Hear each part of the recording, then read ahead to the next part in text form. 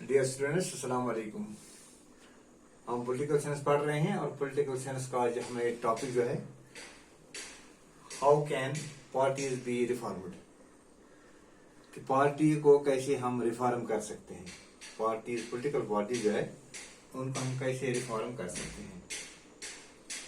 तो इस तरह से आपने पहले देखी कि पार्टीज के क्या क्या चैलेंजेस थे। पार्टीज के क्या क्या चैलेंज थे, इनमें से 4 चैलेंज जो थे पार्टीज के लिए, बड़ा जो इनके लिए चैलेंज है, मुकाबला होता है। लैक ऑफ डेमोक्रेसी होती है पॉलिटिकल पार्टीज में। नंबर 2, डायनास्टिक और नेपोटिज्म होता है पॉलिटिकल पार्टीज में। और पॉलिटिकल पार्टी के भी मसल पावर्स और मनी से भी दूसरे पर डोमिनेंस पैदा कर सकते हैं। और मीनिंगफुल चॉइस ऑफ वोटर्स की कमी होती है।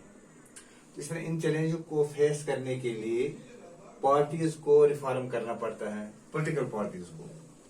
कि a constitution was amended to present MLAs and to prevent MPs from changing parties. Hindustan की जो कॉन्स्टिट्यूशन है उसमें एक अमेंडमेंट लाई गई है, तरमीम की गई है। इसमें क्या तरमीम की गई है, जो भी MLA जो थे, जो भी MPs हुआ करते थे, वो पार्टीज को चेंज करते थे। क्यों चेंज करते? उनको एक लालच दिया जाता है कि MLA को कहा जाता था या MPs को कहा जाता है कि हम आपको मिनिस्टर ले लेंगे, हम आपको एक अच्छा पोर्टफोलियो दे देंगे अपनी पार्टी में, और हम आपको ह्यूज अमाउंट भी दे देंगे, पैसे भी दे देंगे। इस तरह से आप अपनी पार्टी को चेंज कर दो। इस तरह से वो पार्टीज को चेंज करते थे। तो इसको एक डिफेक्शन निजाम कहते थे। और इस निजाम के तहत बहुत सारे लोग इसमें मुलवस होते थे। वो अपनी पार्टीज को चेंज करते थे और उसके बाद दूसरी पार्टी ज्वाइन करते थे। और इस तरह से उनको जो ये मतलब था, वो पार्टी में दूसरी पार्टी में जाना, वो लालच की बुनियाद पर जाते थे कि वहां पर मुझे मिनिस्टर मिलेगी, वहां पर मुझे पैसे मिलेंगे। तो इस तरह से एक प्रॉब्लम हो जाती थी पॉलिटिकल पार्टीज में। इस तरह से तो क्या हुआ, अगर कोई MLA या कोई MP अब चेंज पार्टी करे तो कानून बनाया गया है, तरमीम की गई है कि उसको वो सीट जो है लूज करनी पड़ेगी। अब उसको वो सीट जो है वो छोड़नी पड़ेगी। अगर कोई भी MLA दूसरी पार्टी में ज्वाइन कर सकता है, जिस सीट पर वो है, जिस लेजिस्लेशन सीट पर वो जीत कर आया है, वो सीट उसको सरेंडर करनी है, उसको वो लूज हो जाएगी, उसको वो खोनी पड़ेगी। इस तरह से एक जुर्माना है उसको कि वो अपनी पार्टी को चेंज नहीं कर सकता इस तरह से। और तीसरी बात जो है, Supreme Court has passed an order. Supreme Court ने एक ऑर्डर निकाला है to reduce influence of money and criminals, कि अब जो है मनी जो है इसमें दी जाती थी, रिश्वत दी जाती थी, करप्शन होती थी। पॉलिटिकल पार्टीज बहुत सारे पैसे जमा करते थे और पॉलिटिकल पार्टीज में बहुत सारे क्रिमिनल्स हुआ करते थे। जो क्रिमिनल्स हुआ करते थे उनके बारे में यह कहा गया है कि इसको आप चेक कीजिए। आप जो भी इलेक्शन के लिए लड़े उसको एक एफिडेविट देना पड़ता है। जब वो एफिडेविट देना पड़ता है, एफिडेविट में वो दिखाता है कि मुझे कितनी प्रॉपर्टी है, मैंने जो क्वालिफिकेशन हासिल की है वो कैसे की है, मैं इनकम टैक्स देता हूँ। वो एफिडेविट में लिखता है कि जो मेरे पास पैसे हैं, मैं बाज़ारी तौर पर इनकम टैक्स रिटर्न करता हूँ।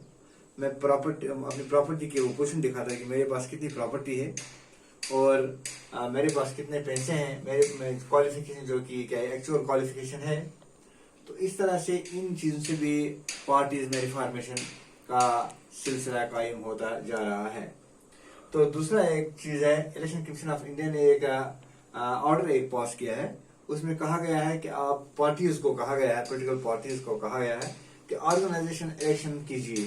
जो भी आप पार्टी जो है, पार्टी के अंदरूनी मामला जो है, पार्टी के अंदरूनी ओहदेदार जो है, उनके आप बाज़ाब्ते तौर पर इलेक्शन कीजिए, ताकि एक डेमोक्रेसी पैदा हो जाए। जमहूरी निजाम के तहत पार्टीज को रिफॉर्म किया जाए। और कहते हैं कि law should be made to regulate internal affairs of party. एक कानून ऐसा बनाना चाहिए कि जो इंटरनल अफेयर्स होते हैं पार्टीज के, पॉलिटिकल पार्टीज के, उसमें क्या होना चाहिए। Number 1, to maintain register of its members. Political parties अपने मेंबर्स की इंदराज करें। Number 2, to follow its own constitution. वो अपने कानून की पालन करे, वो इसको फॉलो करे। जो भी पॉलिटिकल पार्टीज का कॉन्स्टिट्यूशन है, पॉलिटिकल पार्टी का आइन जो है, उस आइन का वो पालन करे, उस आइन पर वो अमल करे, उसका वो फॉलो करे। और नंबर 3 है to hold open elections for higher posts. जो पॉलिटिकल पार्टीज के हायर पोस्ट होते हैं, प्रेसिडेंट होता है, सेक्रेटरी होता है, वाइस प्रेसिडेंट होता है, उनके लिए एक ये इलेक्शन कमीशन ऑफ इंडिया ने ऑर्डर निकाला है कि उनको बाज़ारी तौर पर उनका ओपन इलेक्शन किया जाए। और 1/3 सीट जो है वो रिजर्व होना चाहिए वोमेन्स के लिए। पार्टी में जो औरतें हैं उनके लिए 1/3 सीट जो है वो रिजर्व होनी चाहिए वोमेन्स के लिए। तो इस तरह से और भी एक दो रिफॉर्म्स ऐसे हैं जिस तरह से हम पार्टी को रिफॉर्म कर सकते हैं, 1-2 तरीके। There are 2 other ways to reform the parties. और 1-2 भी ऐसे रास्ते हैं जिससे हम पॉलिटिकल पार्टीज को रिफॉर्म कर सकते हैं। अगर पॉलिटिकल पार्टीज में किसी वक्त बदअनवानी हो, उसमें डिसिप्लिन नहीं हो, उस वक्त क्या कर सकते हैं, people can put pressure on political parties. उस वक्त लोग जो है वो पॉलिटिकल प्रेशर डालेंगे पॉलिटिकल पार्टीज पर।